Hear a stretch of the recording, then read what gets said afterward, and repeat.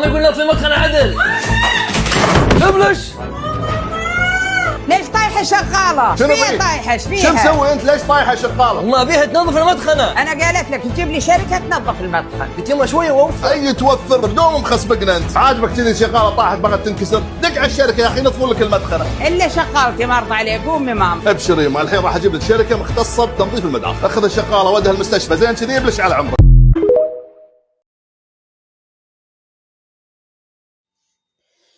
ወደ የሀገሬ ልጆች ተመልካቾቼ ይሄንን ቪዲዮ እንግዲህ መግቢያ ላይ እንዳያችሁት እንደተመለከታችሁት ብዙዎቻችን ብዙ ጊዜ በስደት ስንኖር የተለያየ ፈተናና ቻሌንጅ ይደርስብናል ማለት ነው።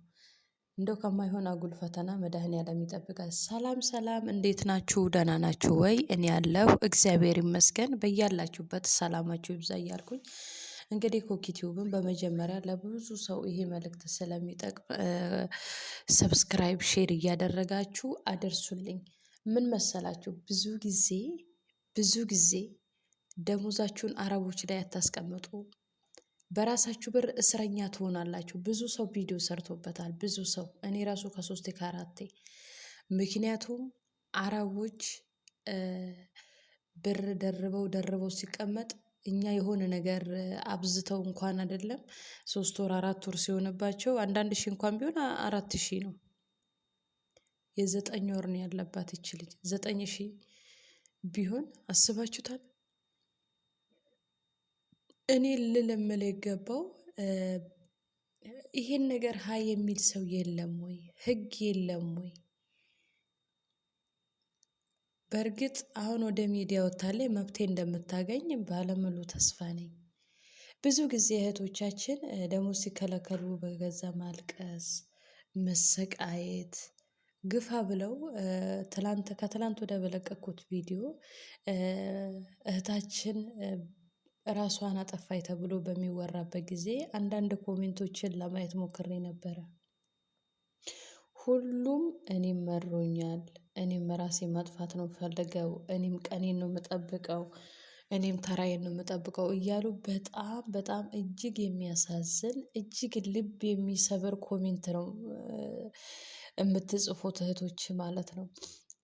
ሁላችንም ስደት ላይ ነን። ነገር ግን ብዙ አይነት መከራ፣ ብዙ አይነት ችግር፣ ብዙ አይነት ቻሌንጅ እንደሚመጣብን አውቃለሁ። ነገር ግን መድኃኒዓለምን ተመክተን በምትችሉት ወደ ፈጣሪያችሁ ጮኻችሁ እንደሚያልፍ እርግጠኛ ብንሆን፣ እንደ ጨለማ አይቀርም ከሰዓታት በኋላ እንደሚነጋ ብናምን እርግጠኛ ብንሆን፣ ለእናት የእድሜ ልክ እሳት ጸጸት ለቅሶ ሰተናት ባንሄድ እላለሁ እና ብዙዎቻችሁ እንዲህ ያለ ኮሜንት ስጽፉ አይቻለሁ። እና ለምን ገባችሁ አይደለ? ችግር ይመጣል፣ ግን ያ ችግር እንደሚያልፍ እወቁት። እመኑኝ ያልፋል። ገብርኤል ምስክሬ ነው።